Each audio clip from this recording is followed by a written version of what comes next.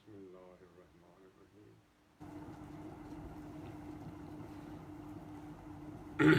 السلام علیکم۔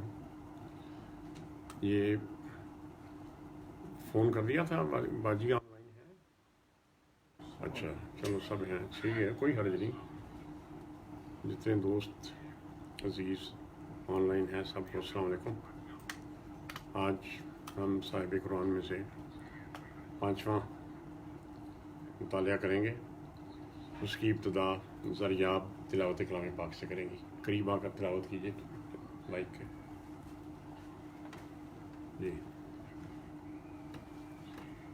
اعوذ باللہ من الشیطان الرجیم، بسم اللہ الرحمن الرحیم۔ قل اعوذ برب الناس، ملک الناس، الہ الناس، من شر الوسواس الخناس، الذی یوسوس فی صدور الناس، من الجنۃ والناس۔ جزاک اللہ۔ قرآن شریف بالکل اسی طرح پڑھنا چاہیے، ہمت کے ساتھ اور پوری آواز کے ساتھ۔ زریاب نے قرآن مجید کی آخری صورت تلاوت کی۔ اس سے پہلے ہم صاحب قرآن میں سے 4 موضوعات پڑھ چکے ہیں۔ پہلا تھا تخلیق عالم و آدم، دوسرا زندگی کی ابتدا، تیسرا معلوم تاریخ اور قدیم تہذیبیں اور قدیم انبیاء، اور کل ہم نے پڑھا تھا خطہ عرب کے بارے میں معلومات۔ آج انشاءاللہ عربوں کے بت، ان کی معاشرت، رسوم، اور اس کے بعد حضور کے آباء و اجداد اور اصحاب الفیل کا ذکر ہوگا۔ کل جو ہم نے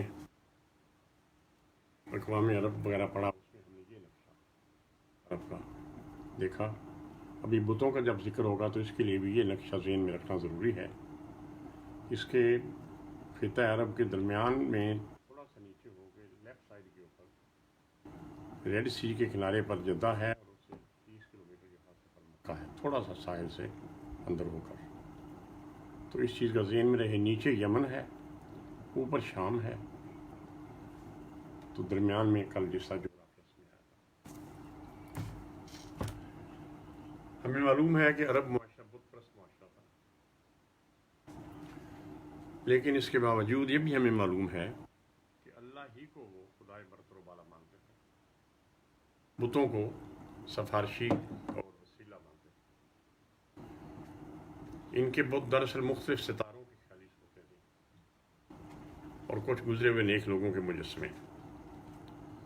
لکڑی یا دھات سے بنائے گئے انسانی مجسموں کو صنم کہتے تھے، پتھروں سے تراشی گئی انسانی شکلوں کو وثن 3 نقطوں والی سے کے ساتھ، اور پتھر سے بنے ہوئے ایسے مجسموں کو جن کو انسانی شکل نہ دی گئی ہو، ان کو نصب کہا جاتا تھا، ان کے اوپر پیش ہے۔ وقت کے ساتھ ان کی حقیقت فراموش ہو گئی اور صرف پتھر کی شکلیں رہ گئیں۔ ان کو حاجت روا، لڑائی میں فتح دلوانے والے اور بارش برسانے والے سمجھتے تھے۔ صنم اس بت کو کہتے ہیں جس کی عبادت کی جائے۔ ہماری اردو شاعری میں بھی صنم کا بہت ذکر آتا ہے کہ جس کی ہر بات اچھی لگے اور جس کی ہر بات مانی جائے۔ نصب وہ پتھر ہیں جو کعبہ کے ارد گرد رکھے ہوئے تھے، وہاں غیر اللہ کے نام پر جانور ذبح کیے جاتے ہیں۔ چند مشہور بتوں لات، منات اور عزا کا ذکر سورہ نجم میں، بال کا نام سورہ صافات میں، اور سوا، ود، یہوس اور یعوق کا ذکر سورہ نو میں آیا ہے۔ پہلے حبل کا ذکر کرتے ہیں۔ حبل کو بال بھی کہتے ہیں، بے عین لام۔ یہ شام سے لایا گیا۔ شام میں دراصل فلسطین کے علاقے سے لایا گیا تھا، لیکن آج اس کو فلسطین کہتے ہیں نا، یہ اس وقت شام ہی تھا۔ انسانی شکل یہ سب سے بڑا بت حدود کعبہ میں نصب تھا اور قوت کی علامت سمجھا جاتا تھا۔ اچھا، ایک بات ذہن میں رہنی چاہیے کہ جب ہم کہتے ہیں کہ جب فتح وقع ہوا تو 365 بت وہاں تھے، وہ سارے خانہ کعبہ کے کمرے کے اندر نہیں تھے، کعبہ میں تھے۔ ان کو تو تھوڑا سا ہے 30 فٹ بائی 30 فٹ کا۔ تو یہ انسانی شکل کا سب سے بڑا بت حدود کعبہ میں نصب تھا اور اس کو قوت کی علامت سمجھتے تھے. اس کے لفظی میں نے حبل کے یا بال کے ہیں آقا یا شوہر. یہ قریش کا معبود اعظم تھا. آپ کو پتا ہے کہ مختلف قبائل تھے. قریش وہ قبیلہ تھا جو مکہ میں مقیم تھا اور جو خانہ کعبہ کا متولی تھا. لڑائیوں میں اسی کا نعرہ لگایا جاتا. اللہ اکبر کہنے کے بجائے یا حبل یہ اس قسم کا. بنو ہاشم یا عبد المطلب حبل کی پوجا نہیں کرتے تھے، البتہ برکت کا باعث ضرور سمجھتے تھے. ایک اور بت تھا نصر نون سین رے. جد کی شکل کا یہ بت قدیم بابل کا معبود تھا عراقیوں کا. آج کل عراق کہتے ہیں. اور سامی قومی حمیر ہے میم یہ رے کہ قبیلہ ذوالقرا کا بت تھا. یہ یمن میں بالکل جنوبی علاقے میں یمن ہے، وہاں بلخا کے مقام پر اس کی پوجا کی جاتی ہے. ایک بت تھا یعوق. یہ ان بتوں کا صرف ذکر کر رہے ہیں جو یا قرآن شریف میں ذکر ہے یا عام تاریخ میں بہت معروف ہے. یعوق دو نقطوں والے کاف کے ساتھ گھوڑے کی شکل کا یہ بت یمنی اقوام ہمدان کا معبود تھا، جنوبی علاقوں میں. عین واو کاف اوق کا مطلب ہوتا ہے روکنا، اور یعوق کا بت مصیبتوں کو روکنے والا سمجھا جاتا تھا. یہ یمن میں صنعاء کے قریب نسب تھا. ایک یغوث، ہم یہ غوث کا لفظ بھی پڑھتے ہیں نا، سنتے ہیں. شیر کی شکل کا یہ بت غوث چارانگر یا فریاد رس سمجھا جاتا. یہ بنی غطنف اور بنی مزجہ کا بت تھا. ایک تھا سوا سین واو الف اور عین.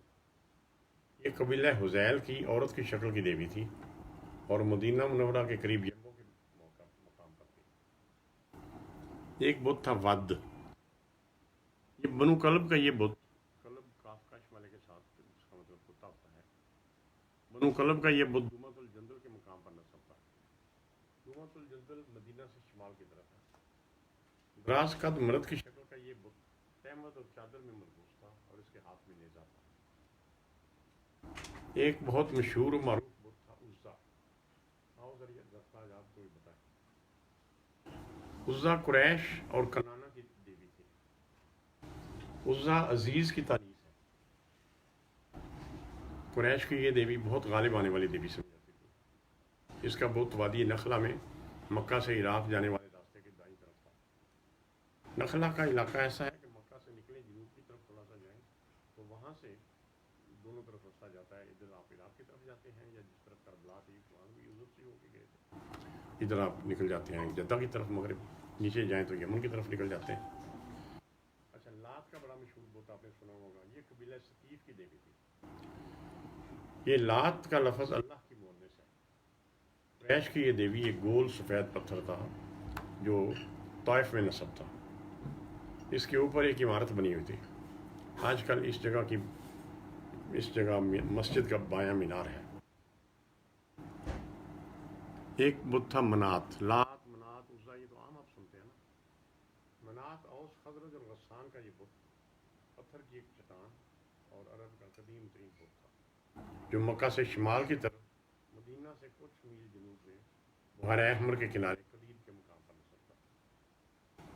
جس طرح کے لوگ حج کے بعد صفا مروہ کی سعی نہیں کرتے تھے کیونکہ وہاں دوسرے قبائل کے بت پڑے تھے. اس کی بجائے وہ حج کے ارکان ادا کرنے کے بعد سعی کی بجائے واپسی پر وہ لوگ اپنے اس بت کا طواف کرتے جو مدینہ کے قریب ہی تھا، قربانی دیتے اور اس کے بعد احرام کھولتے.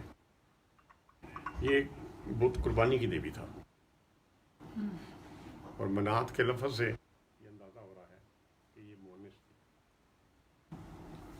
ان کے علاوہ دو بت اصاف اور نائلہ کعبہ کے دروازے کے پاس رکھے ہوئے. ایک بت کا نام تھا اقیصر، یعنی کیسر کے پہلے الف لگا دیں. یہ بت صحرائے شام میں نصب تھا. شام کی طرف تو صحرائی علاقے میں کچھ قبائل اور اہل شام اس کا حج کرتے اور اس کے پاس جا کر سر منڈواتے. سر منڈواتے سے مراد یہ ہے کہ حج کے ارکان کے دوران جب تک آپ نے احرام باندھا ہوا ہے، حجامت کا نہیں بنا، تو وہ عرب میں کچھ لوگ سر کے بال بالکل اس سے منڈوا دیتے ہیں، کچھ لوگ کٹواتے ہیں اس طرح ہماری طرح. تو بہرحال وہ حجامت وہیں جا کے کرواتے ہیں. اچھا، حضر موت کے علاقے میں جنوب میں یمن کے ساتھ حضر موت ہے، وہاں پر ایک بت تھا الجلسد، جو سفید پتھر تراش کر بنایا گیا تھا، اور مکہ اور یمن کے درمیان قبالہ کے مقام پر ایک بت تھا ذوالخلاصہ،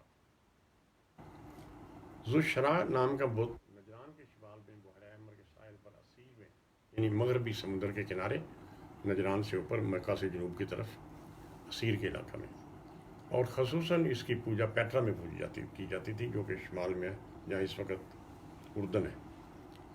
ذوالکفین کا بت قبیلہ دوست کا دیوتا تھا، فتح مکہ کے بعد اس کو جلا دیا گیا۔ علاوہ ازیں ایک بت تھا آئم، عین کے ساتھ آئم نامی ایک بت کا ذکر بھی آتا ہے۔ اب اس سے اندازہ آپ کو ہو گیا ہوگا کہ ہر قبیلہ اور ہر علاقہ میں اپنے اپنے بت ہو سکتے ہیں۔ خانہ کعبہ میں سب لوگوں نے، ان تمام بتوں کے پوجنے والوں نے، اپنے اپنے بتوں کی چھوٹی تصویریں یا چھوٹے لکڑی کے بت بنا کے، یا ان کی علامتی یہاں بت خانہ کعبہ میں بھی رکھے ہوئے تھے۔ میں اب آپ کو ان کے مقامات سمجھاؤں، نقشہ سامنے کیسے ہو، آپ یہاں سے دوبارہ دیکھیں، یہ بڑا آسان ہے سمجھنا۔ جو حبل کا ان کا بڑا بت بتایا وہ صحن کعبہ میں تھا، یعنی کعبہ، خانہ کعبہ جو عمارت ہے اس کے باہر جو صحن ہے جہاں طواف کرتے ہیں۔ یہ صاف کا بت، چاہے زمزم بالکل کعبہ کے ساتھ ہے، جن لوگوں نے حج کیا وہ دیکھا ہے، وہ چاہے زمزم کے ساتھ ہے، صاف کا بت، نائلہ کا بت بھی چاہے زمزم کے ساتھ تھا، یہ تھے خانہ کعبہ کے اندر۔ عزا کا بت مکہ کے قریب نخلا میں، مکہ سے تھوڑا سا ساؤتھ کی طرف۔ لات کا بت طائف میں تھا۔ منات کا بت مدینہ کے جنوب میں۔ سوا کا بت بھی مدینہ کے قریب جنبوں میں۔ ود کا بت مدینہ کے شمال میں دمت الجندل میں۔ یعوق کا بت صنعاء کے قریب یمن میں، نیچے جنوب کی طرف۔ اور نصر، جس طرح ہم سواد کے ساتھ نصر لکھتے ہیں، یہ بت یمن میں تھا۔ تو یہ ان کے مین بت تھے، ان کے بڑے بڑے قبائل کے۔ تو بنیادی طور پہ کسی قبیلے کے ساتھ وہ ہوتے تھے منسلک، لیکن یعنی ایسا نہیں تھا کہ ایک قبیلے کے بت کو دوسرے بالکل نہیں پوجتے، دوسرے اس کی پرستش نہ بھی کرتے ہوں تو ایک دوسرے کے بتوں کو احترام ضرور کرتے تھے۔ جس طرح کہ رسول اللہ کے آباء و اجداد حبل کی پوجا نہیں کرتے تھے، لیکن حبل کا احترام بہت کرتے، اس کی خدمت کرتے، صاف ستھرا رکھتے۔ عربوں کی زبان، کل میں نے اس پہ کچھ روشنی ڈال دی تھی کہ بیشتر ریتلا سرائی علاقہ ہے، کہیں کہیں قابل کاشت تھوڑے تھوڑے جگہ ہیں، کہیں کہیں نخلستان ہے، بالعموم بے آباد اور ناقابل کاشت ہے۔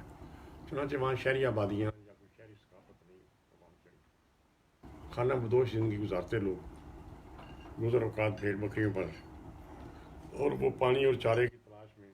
ہمارے پاکستان میں بھی، پنجاب میں بھی اب تو بہت آبادی ہو گئی ہے، اور تو شہروں کے پاس آپ لوگوں کو وہ خانہ بدوش نظر نہیں آتے۔ یہ لوگ اپنی جانوروں کے پانی اور چارہ جہاں ہوتا وہاں منتقل ہو جاتے ہیں، ایک جگہ ختم ہوتا دوسری جگہ چل جاتے ہیں۔ تو ان کا کوئی مستقر نہ ہونے کی وجہ سے کوئی مستقل ثقافت نہ ہو سکی۔ کچھ عرب سوداگر اونٹوں پر مہینوں کی مسافت کر کے ان ملکوں میں تجارت کے لیے جاتے اور اشیاء کا تبادلہ کر کے واپس آتے۔ اور ہم جن علوم و فنون کو تہذیب کا مظہر سمجھتے ہیں وہ ان سے ناآشنا رہے۔ آ جاؤ تو آج شامل ہو جاؤ، ویلکم، اپنا سپرے وغیرہ کر لو۔ لکھنے پڑھنے کا فن چند افراد تک محدود تھا۔ خلیفہ ثانی حضرت عمر بن خطاب، ان کے بیٹے حضرت عبداللہ بن عمر اور ان کی بیٹی ام المومنین حضرت حفصہ، یہ پڑھ لکھ سکتے تھے۔ تحریر کے لیے قدیم زمانہ سے حمیری اور نبطی رسم و خط چلاتا تھا، لیکن طلوع اسلام سے کچھ پہلے موجودہ عربی خط ایجاد ہو چکا تھا، جو اب تک بہت سی تبدیلیاں دیکھ چکا ہے۔ عربوں کے ذہنی افق محدود تھے، زندگی کی بنیادی ضرورتیں پوری کرنے میں ان کی ساری توانائیاں صرف ہو جاتی تھیں، اس لیے فلسفیانہ مذہبی لطافتوں کے لیے ان کو فرصت ہی نہیں تھی۔ ان کا مذہب سادہ بت پرستی اور چند اقوال زرعی پر مبنی تھا۔ کبھی آپ غور کریں، ہمارے یہاں بھی جو پیروں کے سلسلے ہیں وہ ان کے مرید آپس میں پیر بھائی کہتے ہیں ایک دوسرے کو، اور وہاں بالکل چند وظائف اور چند اشعار اور اس قسم کے، لیکن مین محبت اس پیر کے ساتھ ہے. ان کی درگاہ پہ جاتے ہیں تو اس کے ساتھ ان کو ایک بانڈ رہتا ہے، ان کا تعلق رہتا ہے. قریب انبوں کے پاس اگرچہ کوئی تحریری لٹریچر تو موجود نہیں تھا، تاہم ان کی زبان میں بلاغت غیر معمولی تھی. وہ ایک لفظ بول کر دو فکروں کا مطلب ادا کر دیتے. مجسمہ سازی، مصوری وغیرہ کا وجود نہ ہونے کی وجہ سے سارا زور زبان کے مذاکروں پر تھا، اور انہوں نے اپنی زبان کو ایک فن لطیف کا درجہ دے دیا تھا. قوت اظہار پر جائز طور پر برملا فخر کرتے تھے. اس کا نتیجہ یہ تھا کہ شاعر اور داستان کو جتنی زیادہ قدرت کلام اور بلاغت کا اظہار کر سکتا، اس کی عزت اور مرتبہ اتنا ہی بلند ہوتا. اچھا، ان کی تمدن رہن سہن جو تھا وہ قبائلی قسم کی تھی. آج کل کی طرح اس دور میں بھی قبیلے خونی رشتوں پر مبنی ہوتے تھے. دیکھیے نا، ہم بھی اپنے آپ کو حرل کہتے ہیں، وہ کتنے حرل فیس بک پہ اور نیٹ پہ یعنی اپنائیت کا اظہار کرتے ہیں. قدرتی سی بات ہے. خاندان اور قبیلے کا انفرادی اور اجتماعی سطح پر دفاع اور حفاظت ایک مقدس پیشہ تھا. اگر کوئی عزیز مدد مانگتا تو انکار ممکن نہیں تھا. حق نہ حق کا سوال ہی پیدا نہیں ہوتا تھا. یہ نہیں کہ سچ ہے تو اس کی مدد کرنی ہے، بس عزیز ہے ہمارے قبیلے کا ہے، مدد کرنی ہے. مکہ کی آبادی رسول کریم صلی اللہ علیہ وسلم سے چند پشت پہلے تک صرف خیموں پر مشتمل تھی. پتھر یا مٹی کی کوئی عمارت نہیں تھی سوائے کعبہ کے. نہ کوئی باقاعدہ حکومت تھی. ہر قبیلہ اپنی جگہ خود مختار تھا. جس پر بس چلتا اس کو مار ڈالتا، اس کے مال پر قابض ہو جاتا. دوسرے قبائل پر حملہ کر کے ان کو لوٹ لینا، ان کو تاراج کرنا یعنی تباہ کرنا، ان کے مردوں عورتوں کو غلام بنا لینا، یہ ایک معمول کی بات تھی، اور اس میں کوئی چیز معیوب نہیں تھی. شرم کی بات کوئی نہیں تھی، بلکہ یہ تو قوت کا مظہر تھا. اس سے بچنے کی صرف ایک ہی صورت تھی کہ اپنی طاقت میں اضافہ کیا جائے اور دوسرے قبائل کے ساتھ معاہدے کیے جائیں. تجارتی قافلوں کو لوٹ لینا معیوب نہیں تھا بلکہ معمول تھا. اس لیے ہر قافلے کے ساتھ مسلح افراد بھی ہوتے. زنا، جوا، راہزنی، قتل، خون ریزی، یہ ان کے روزمرہ کے معمول تھے. حجاز کا صوبہ قریش کا وطن تھا. مکہ میں خاندان قریش 250 سال تک مالک اور غالب رہا، لیکن حضور اکرم کی ولادت باسعادت سے تقریباً 150 سال پہلے حالت ایسی ہو گئی تھی کہ دوسرے قبائل نے قریش کو دبا لیا تھا. اس دور میں قصی بن کلاب نے شام سے حجاز واپس آ کر تہذیبی زندگی متعارف کروائی. قصی بن کلاب جس کی پرورش شام میں ہوئی تھی اور وہاں کے تہذیبی، معاشرتی اور قانونی ڈھانچے سے واقف اور متاثر تھا، اس نے آ کر مکہ میں بھی قریش کے منتصر اجزاء کو اکٹھا کیا. یہ قصی بچپن میں اس کی ماں چلی گئی تھی، شام کے علاقے کے کسی قبیلے کی تھی، تو بچپن میں ہی وہ اس کو لے کے وہاں چلی گئی. یہ پلا وہی تھا، لیکن تھا تو یہاں تھا، باپ اس کا یہاں تھا قریش میں سے. تو اس نے آ کے یہاں پہ شامی سویلائزیشن متعارف کروائی.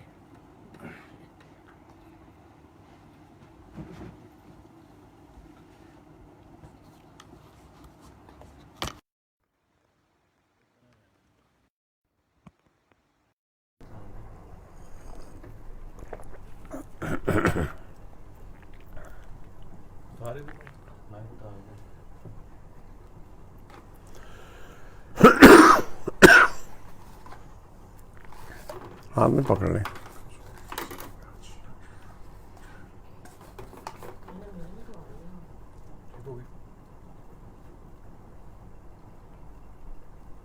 فلیش بھی چلا دیں.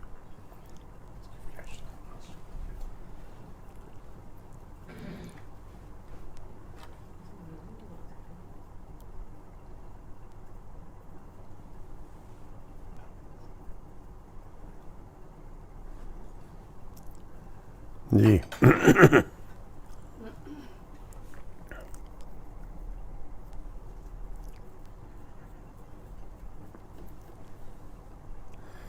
یہ بات ہو رہی تھی قصی بن کلاب کی.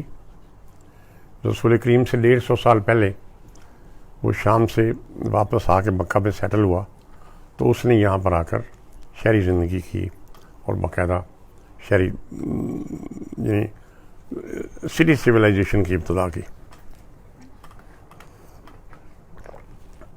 پھیلے ہوئے قریش کو اکٹھا کیا اور خانہ کعبہ کے آس پاس ان کو مکانات بنا کر رہنے پر مائل کیا.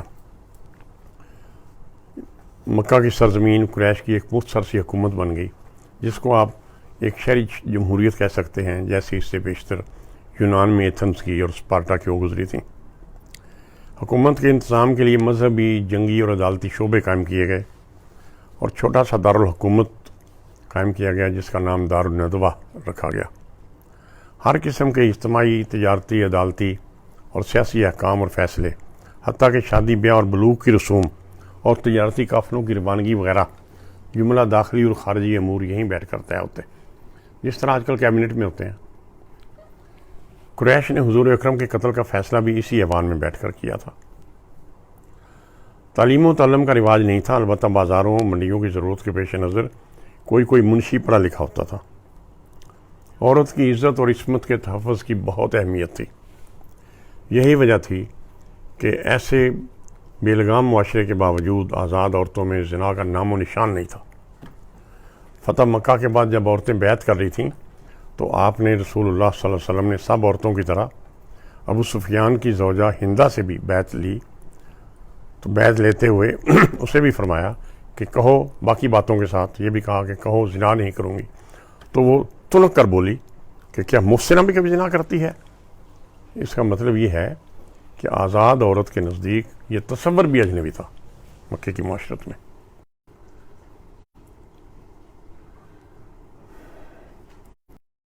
معیشت، ان کی معیشت ایک لفظ میں بیان کی جا سکتی ہے: تجارت اور ڈاکے. کچھ خوشحال لوگ، خصوصاً قریش، تاجر پیشہ لوگ تھے. اس طرف کرو لائٹ تاکہ اس کا کیمرے کا شیڈ نہ آئے. اور کچھ لوگ زراعت پیشہ تھے، لوگ بہت کم. لیکن عام لوگ، عام بدو قبائل کا خاص عنصر غارت گری تھا. خطہ عرب ایک ویرانہ تھا، کسی قسم کی پیداوار نہیں ہوتی تھی. لوگ ان پڑھ اور بے علم تھے. خوراک اور لباس کا قدرتی ذریعہ بھیڑ، بکریاں اور اونٹ تھے جن کا دودھ پیتے، کل بھی بتایا تھا، گوشت کھاتے اور ان کی اون سے کمبل بناتے اور خیمے میں. لیکن یہ دولت بھی ہر کسی کو بقدر ضرورت میسر نہیں تھی.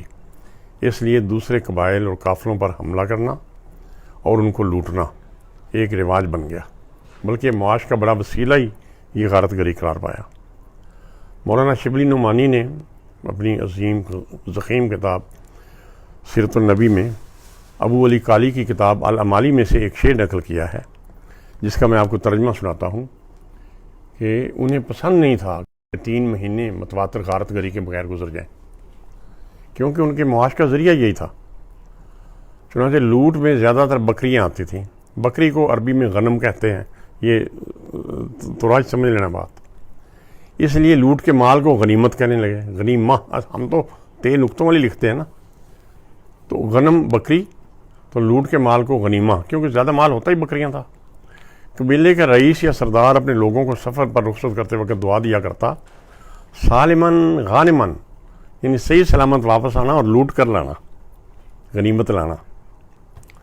معاشی ضرورت کی وجہ سے تمام عرب میں غارت گری اور جنگ عام ہو گئی تھی. یہ ذرا لمبی بات ہو گئی ہے، اس کے اوپر عام طور پہ زبان خاموش رکھی جاتی ہے، لیکن مولانا شبلی نعمانی نے اس بات پہ بہت کھل کے بات کی ہے.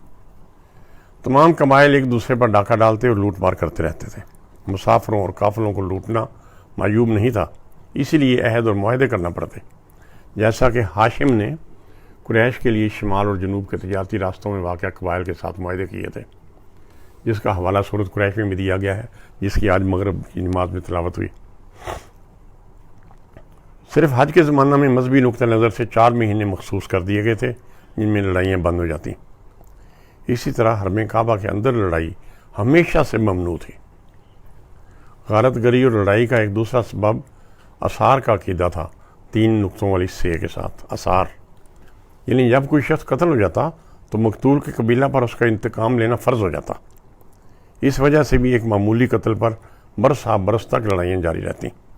یہ تو اس وقت کا تو قبائلی رواج تھا. ہمارے یہاں بھی شمالی علاقوں میں جب تک قبائلی، بلکہ ابھی بھی قبائلی نظام بڑا مضبوط ہے.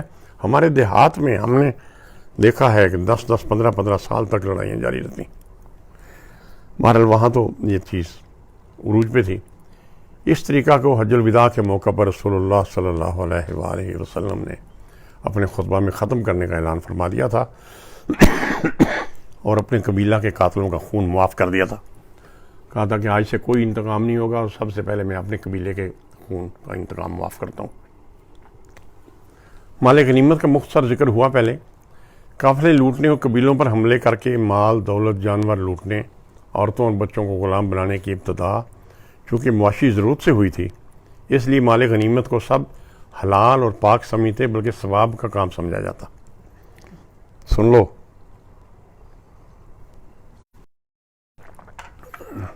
سیاستدان بھی. اچھا، لشکر میں شمولیت ہی غنیمت کے لیے کرتے. یہ بات آپ نے آخر تک یاد رکھنی ہے سن 7 ہجری تک، کہ لوگ لشکر میں شامل اس لیے ہوتے کہ مال غنیمت میں سے حصہ ملے گا.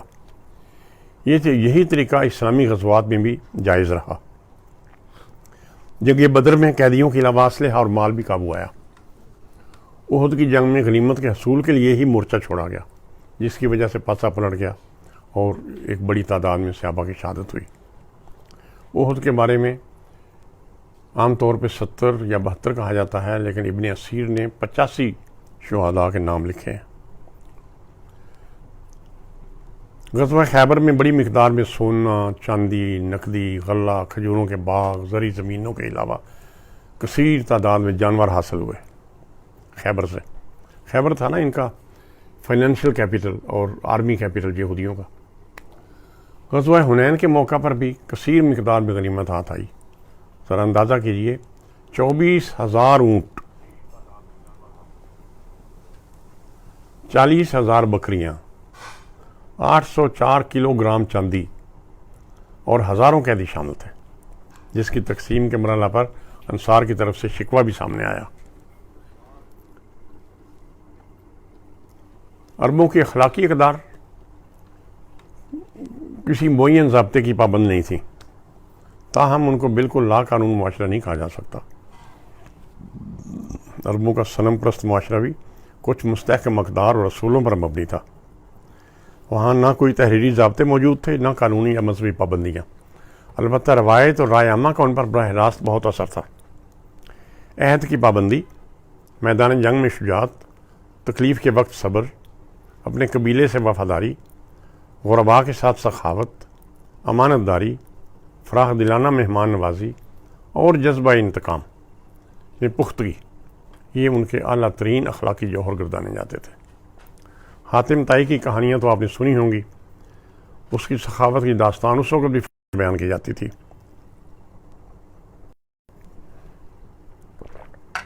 شاعروں کے کلام میں شجاعت کی داستانیں بھری ہوتی تھیں. اسی طرح انتقام کی نظمیں اس وقت تک پڑھی جاتی رہتیں جب تک بدلہ لے نہ لیا جاتا، جیسا کہ بدر میں مشرکین مکہ کی شکست کے بعد ہوا.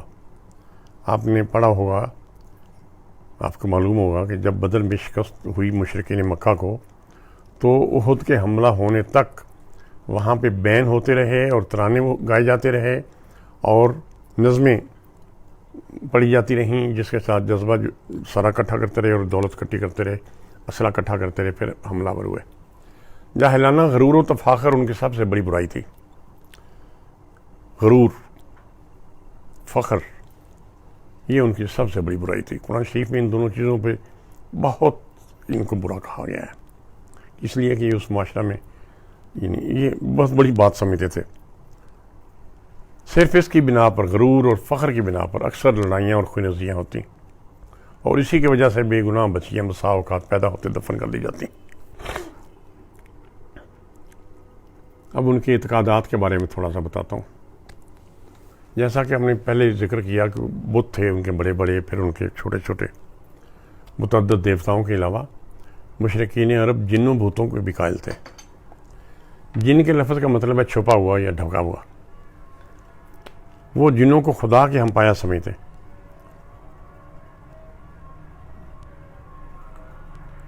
اچھا، گلی میں کچھ شور ہے.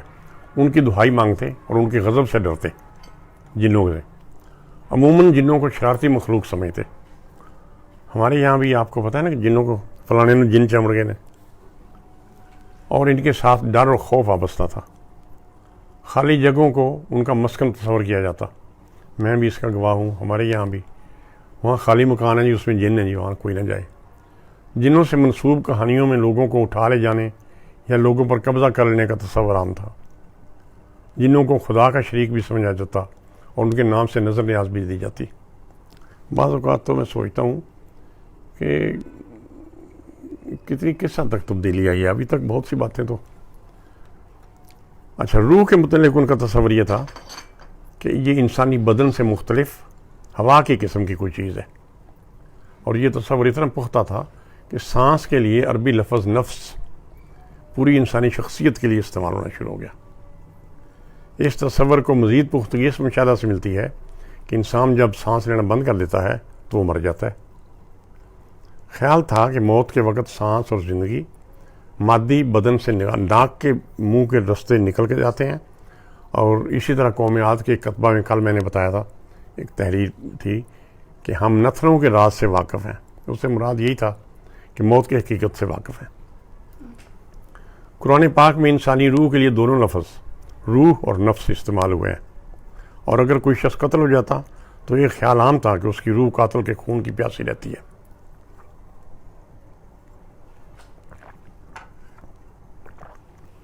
اس کا انتقام نہ لیا جائے تو اس کی روح اس وقت تک اس کی قبر پر الو کی شکل میں ظاہر ہو کر اس کے لیے پکارتی رہتی ہے، یعنی میری پیاس بجھاؤ، جب تک کہ اس کا انتقام نہ لے لیا جائے. اچھا، اسی طرح وہ حیات بعد از موت کے بھی قائل تھے.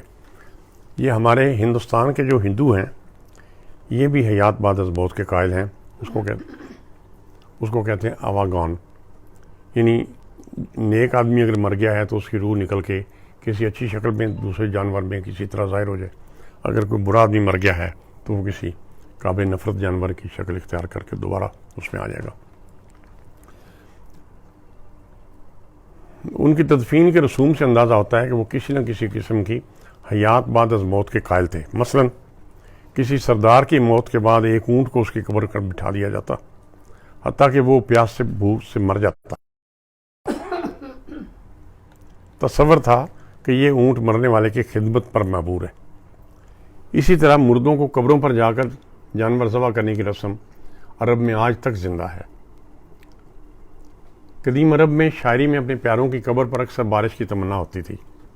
وہیں سے ہمارے ہاں بھی ایسے تصورات احساسات درائے، ایسا آسمان تیری لحد پر شبنم افشانی کرے. وہ اکثر اپنے پیاروں کی قبر پر بارش کی دعا کرتے تھے. اگرچہ ان سے اندازہ ہوتا ہے کہ مرنے والوں کا کچھ نہ کچھ تعلق باقی سمجھا جاتا تھا، لیکن یہ تصور گرد آلود اور مبہم تھا. قرآن حکیم میں بتایا گیا ہے کہ ان لوگوں کو اس بات پر حیرت تھی کہ جب ہڈیاں گل سڑ جائیں گی تو آدمی دوبارہ کیسے زندہ ہو سکتا ہے. حیات بعد از موت یا جواب دہی کا تصور ان کی سمجھ بھی نہیں آتا تھا. مشرکین عرب کو سب سے زیادہ دو باتوں کی تسلیم سے انکار تھا، ایک حشر و نشر کے اعتقاد سے اور دوسرے رسالت و نبوت کے دعوے سے. چنانچہ رہ کر ان کو تعجب ہوتا کہ کیا مر کر بھی کوئی جی سکتا ہے، اور کیا آدمی ہو کر بھی کوئی خدا کا فرشتہ یا رسول ہو سکتا ہے. اسی طرح مقدر کے بڑے قائل تھے. اب اس کی خاص نفسیاتی وجہ ہے. عموماً قدیم اہل عرب قسمت پر شاکر ہوتے تھے. ان کا یقین تھا کہ وہ کتنا بھی بھاگ لیں، جتنی بھی کوشش کر لیں، وہ مقدر کے لکھے کو ٹال نہیں سکتے. ذرا آج کل اپنے آس پاس بھی نظر ڈالیے. واقعات کو زمانے کے تغیر کی پیداوار سمجھتے تھے. صروف الدہر ایک اصطلاح تھی، اس کا مطلب تھا زمانے کی لائی ہوئی تبدیلیاں. یہ اس دور میں ایک عام اصطلاح تھی، اور آج کل ہمارے زمانے میں بھی انقلابات زمانہ کی اصطلاح عام استعمال ہوتی ہے. دنیا میں اگرچہ انسان کہیں بھی تقدیر پر قادر نہیں ہے، لیکن عرب کے شدید اور سخت زمینی اور موسمی ماحول میں تو انسان خاص طور پر تقدیر کے رحم و کرم پر ہی ہوتا تھا. کوئی دشمن قبیلہ اچانک حملہ کر دے، بال مویشی وبائی موت شروع ہو جائے، اس سے کوئی بھی رئیس راتوں رات کنگلا ہو سکتا تھا. طویل خشک سالی کی صورت میں فلاکت اور ہلاکت آنکھوں میں آنکھیں ڈال دیتی تھی۔ چنانچہ معلوم ہوتا ہے کہ صحرا کی مخصوص صورتحال نے قدیم عرب معاشرے میں قسمت پر اعتقاد بہت پختہ کر دیا تھا۔ اس طرح اندیکھی قسمت کے آگے انسان کی مکمل بے بسی نے عربوں کے اندر صبر و شکر کا ایک تصور پیدا کر دیا تھا، اور صابر و شاکر ہونا ایک خوبی تصور ہوتا تھا۔ کرتے رہنے کے بجائے انہوں نے شکر کرنے میں اور شاکر رہنے میں سارا ڈھونڈ لیا کہ جب کچھ کر نہیں سکتے تو جس حال میں ہیں اللہ کا شکر ہے۔ اسلام کی ابتدائی صدیوں میں قسمت کے لکھے کا تصور بدستور جاری رہا، اور میں تو سمجھتا ہوں کہ اب بھی جاری ہے۔ البتہ اس کا دہر یا وقت کی چال سے تعلق اسلام نے توڑ دیا۔ ہم یہ نہیں سمجھتے کہ اس کسی ستارے کی وجہ سے یا کوئی صروف الدہر کی وجہ سے تبدیل ہو گئے حالات۔ قربانی انسان جب سے ہے دیتا آ رہا ہے۔ اسلام سے پہلے عرب اونٹ، بھیڑ، بکری وغیرہ کی قربانی کرتے تھے، جس کا گوشت کھا لیتے اور خون بعض اوقات بتوں پر مل دیتے۔ قربانی تاریخی طور پر تو حضرت اسماعیل کی قربانی کی یاد میں منائی جاتی، لیکن وقت کے ساتھ ساتھ بت پرستی عام ہوئی تو ان کا عقیدہ ہو گیا کہ قربانی انہیں دیوتاؤں سے قریب کر دیتی ہے اور دیوتا خوش ہوتے ہیں۔ اچھا، ایک دیکھیے آج تک رواج موجود ہے ہمارے اندر، عقیقہ۔ یہودیوں میں عقیقہ کی رسم موجود تھی۔ یہودیوں کی طرح عرب بھی پھر نو مولود بچوں کے لیے جانور قربان کرنے لگے۔ بچے کی پیدائش کے چند روز بعد اس کے سر کے بال مونڈ دیے جاتے اور اس کی طرف سے ایک بھیڑ یا بکری قربان کر دی جاتی۔ اب یہ رسم عقیقہ کہلاتی ہے، اور اس میں اب یہ ہے کہ لڑکی کے لیے تو ایک ہی بھیڑ بکری قربان کریں گے، اگر لڑکا ہو تو دو کر دیں۔ اچھا، ختنہ اور طواف یہ بھی موجود تھا۔ دین حنیف کی رسمی علامتوں میں سب سے بڑی علامت ختنہ ہے۔ اسی طرح عبادات میں بیت ابراہیم کا طواف سب سے پرانی یادگار ہے۔ ظہور اسلام تک یہ شاعر باقی تھے، بلکہ طواف کا تو یہاں تک تھا کہ لوگ اس خیال سے کہ ہماری آمدنی شاید پوری طرح حلال کی نہیں ہے، مکہ میں آتے باہر سے تو وہ قریش کو کہتے ہیں کہ آپ نیک لوگ ہو، آپ اپنے کپڑے ہمیں دے دو طواف کے لیے۔ تو وہ کپڑے اپنے اتار کے تو ان سے کپڑے مانگ کے پہنتے کہ ان کے کپڑے تو حلال کے ہوں گے نا، نیک لوگ ہیں یہ خانہ کعبہ کے متولی ہیں۔ تو جن کو نہ مل سکتے وہ پھر اپنے کپڑے اتار کے ننگے طواف کر لیتے، کیونکہ ہمارے کپڑوں میں پتہ نہیں حرام کی آمدنی شامل ہے، ہماری آمدنی پتہ نہیں حلال ہے کہ نہیں۔ دیکھیے انسان کے دل کے اندر یعنی خدا کے سامنے شرمندگی اور خوف کا تصور تو ہمیشہ سے ہے۔ ظہور اسلام تک یہ شاعر تو باقی تھے، البتہ توحید وغیرہ کے عقائد ان کے سینوں سے محو ہو گئے تھے۔ اسی بنا پر عرب میں حنیف کے معنی صرف یہ رہ گئے تھے کہ جس کے ختنے ہوئے ہوں اور جس نے حج کیا ہو۔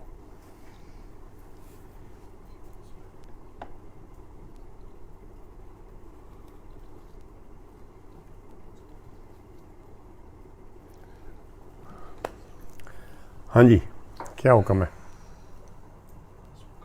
کافی ہے، باقی کل کریں گے۔ ٹھیک ہے، سب کا شکریہ جو شامل رہے۔ تو دعا کرتے ہیں کہ اللہ تعالیٰ رمضان کی برکت سے ہمارے اوپر ہمارے حال پر رحم کرے، اور ایک ایسی وہ آفت اور وبا جس کے اوپر ہمارا اختیار نہیں ہے، ہماری سائنس، ہماری ترقی، ہماری تحقیقات ہمارے کام نہیں آ رہی، صرف اللہ تعالیٰ کی ذات کا آسرا ہے۔ اللہم انت السلام، یا اللہ سلامتی تیری طرف سے ہی ہے، ومنک السلام، حینا ربنا بالسلام۔ ہیں کی دوبارہ دسو، ہاں غصے نال سیدھا دسو کیویں، کوئی بتائے مجھے کیسے ہے۔ اچھا پہلا فکرہ بدلے، دوبارہ مانگتے ہیں۔ اللہم انت السلام، یا اللہ آپ سلامتی کا نمائندہ ہے، علامت ہے۔ ومنک السلام، سلامتی آپ ہی کی طرف سے ہمیں مل سکتی ہے۔ ہم بھی اپنی سلامتی کے لیے آپ ہی کی طرف رجوع کرتے ہیں۔ وعلیک یرجو السلام، حینا ربنا بالسلام، یا اللہ ہمیں سلامتی کے ساتھ زندہ رکھیں۔ وادخلنا دار السلام، اس کی بجائے یا اللہ ہمیں ہمارے گھروں کو ہی دار السلام بنا دیں، جہاں جہاں ہم ہیں ہمارے گھروں کو ہی، ہمارے ممالک کو، ہمارے شہروں کو ہی دار السلام بنا دیں۔ جی بارکتا و تعالیتا جی تبارکتا و تعالیتا و تعالیتا یا ذو الجلال والاکرام بیدک الخیر بیدک الخیر انک علی کل شیء قدیر انک علی کل شیء قدیر. طاقتیں اور تمام طاقتیں ہم آپ کی خدمت میں عرض کر سکتے. آمین برحمتک یا ارحم الراحمین.